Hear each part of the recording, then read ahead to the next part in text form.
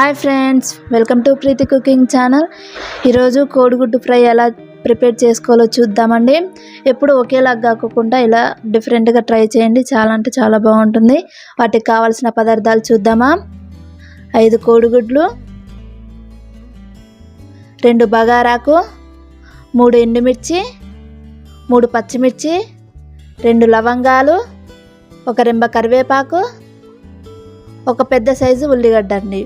అదేవిధంగా 1 స్పూన్ పసుపు, రుచికి సరిపడా ఉప్పు, 1 స్పూన్ కారం, 1 స్పూన్ జీలకర్ర, 1 స్పూన్ అల్లం వెల్లుల్లి పేస్ట్, 1 స్పూన్ తాలింపు గింజలు, 1 స్పూన్ ధనియాలు, కొంచెం కారం అండి. అదేవిధంగా కొంచెం పసుపు, రుచికి సరిపడా ఉప్పు, ఈ 3 వేసుకొని కొద్దిగా వాటర్ వేసుకోవాలండి. కొద్దిగా వాటర్ వేసుకొని ఇలా కలుపుకోవాలి. ఎందుకంటే ఉండలు ఉంటుంది కదండి, వాటర్ వేసుకుంటే కొంచెం మంచిగా కరిగిపోతుంది.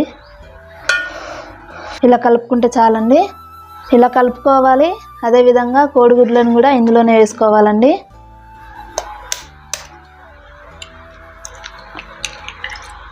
ఇలాగ పలగొట్టుకొని అన్నీ ఇలా వేసుకోవాలండి. అందులోనే ఇలా 5 కోడిగుడ్లు వేసుకొని మంచిగా మిక్స్ చేసుకోవాలండి.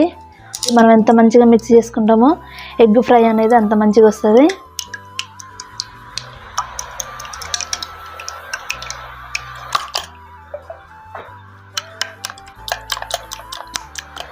ఒక బౌల్ తీసుకోవాలండి.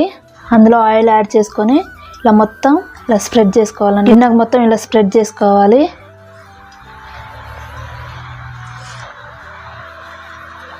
ఇలా మొత్తం స్ప్రెడ్ చేసుకొని మనం కలిపి పెట్టుకున్న కోడిగుడ్లను ఇందులో వేసుకోవాలండి. గ్యాస్ ఆన్ చేసుకోవాలండి. ఇలా గ్యాస్ ఆన్ చేసుకొని మనం ఇడ్లీలు అయితే ఏ విధంగా అయితే ఉడకబెట్టుకుంటామో అలాగ పెట్టుకోవాలండి. మూత పెట్టుకోవాలి. మూత పెట్టుకొని మీడియం ఫ్లేమ్లో 15 మినిట్స్ ఉడకబెట్టుకుంటే సరిపోతుందండి. మరొక గిన్నె పెట్టుకోవాలండి. గ్యాస్ ఆన్ చేసుకోవాలి. గ్యాస్ ఆన్ చేసుకొని మనం 1 స్పూన్ ధనియాలు తీసుకున్నామండి, అవి వేయించుకోవాలి. ధనియాలు ఇలా వేగిన తర్వాతకి గ్యాస్ ఆఫ్ చేసుకోవాలండి. గ్యాస్ ఆఫ్ చేసుకొని ఒక బౌల్లో తీసుకొని చల్లార పెట్టుకొని మిక్సీ పట్టుకోవాలి. గ్యాస్ ఆఫ్ చేసుకోవాలండి. చూసారా ఎంత మంచిగా అయిందో. గ్యాస్ ఆన్ చేసుకోవాలండి. గ్యాస్ ఆన్ చేసుకొని గిన్నె వేడయ్యాక అందులోనే 3 పావుల ఆయిల్ని యాడ్ చేసుకోవాలి. ఆయిల్ వేడయ్యాక 3 ఎండుమిర్చి, అదేవిధంగా పచ్చిమిర్చిని కూడా వేసుకోవాలండి. 2 లవంగాలు, బగారాకు, కరివేపాకు, తాలింపు గింజలు, జీలకర్ర వేసుకొని కలుపుకోవాలండి. ఇలా అన్నీ వేగినాక సన్నగా తరిగి పెట్టుకున్న ఉల్లిపాయలను కూడా తాలింపులో వేసుకోవాలండి.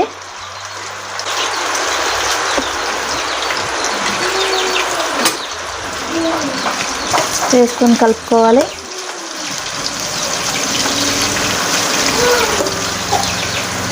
ఉల్లిపాయలు మగ్గినాక అందులోనే 1 స్పూన్ పసుపుని యాడ్ చేసుకోవాలండి.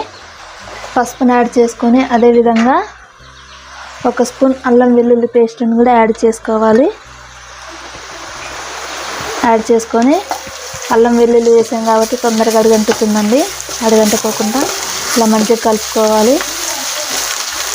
1 స్పూన్ కారం, అదేవిధంగా రుచికి సరిపడా ఉప్పు, మనం వేయించి పక్కన పెట్టుకున్న ధనియాలని ఇలా పౌడర్ చేసుకోవాలండి. ఇలా పౌడర్ చేసుకొని వేసుకోవాలి. ఇలాగా కలుపుకోవాలి.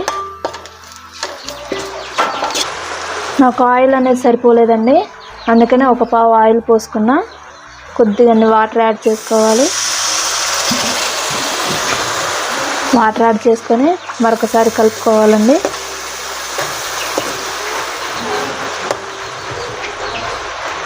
ఇలా చిన్న చిన్న పీసెస్గా కట్ చేసుకోవాలండి. కట్ చేసుకొని వేసుకోవాలి. వేసుకొని కలుపుకోవాలండి. కారం ఉప్పు అంతా కోడిగుడ్లకు పట్టేలాగా కలుపుకోవాలండి.